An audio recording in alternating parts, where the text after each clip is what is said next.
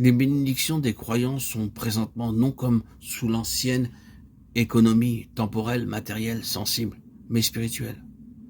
La richesse de sa grâce, la richesse de son héritage, la richesse de sa gloire, les richesses incompréhensibles de Christ. Ce sont toutes des expressions qui se trouvent dans les Éphésiens.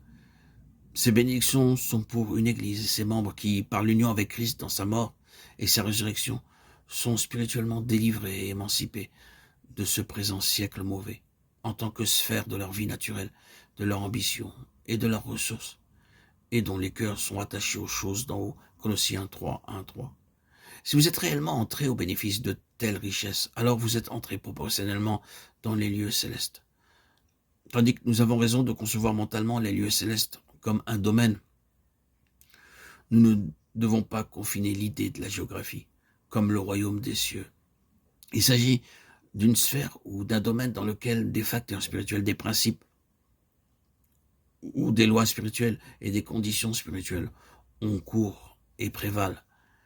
C'est la raison pour laquelle nous avons utilisé le mot proportionnellement.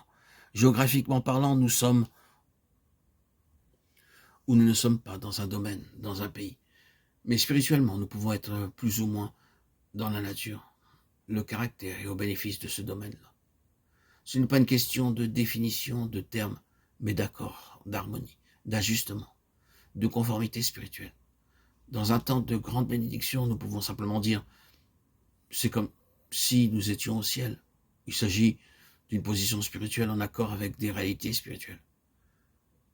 Bien que cela semble tellement difficile à expliquer, il ne s'agit réellement que du fait et du développement de ce que chaque croyant réellement né de nouveau connaît sans explication, à savoir que quelque chose s'est produit par cette nouvelle naissance qui a changé leur conscience d'appartenance et de gravitation, de sorte qu'une rupture a eu lieu en eux à l'égard d'un domaine et de ce qui lui appartient, et une union s'est produite avec un domaine entièrement nouveau et ce qu'il contient.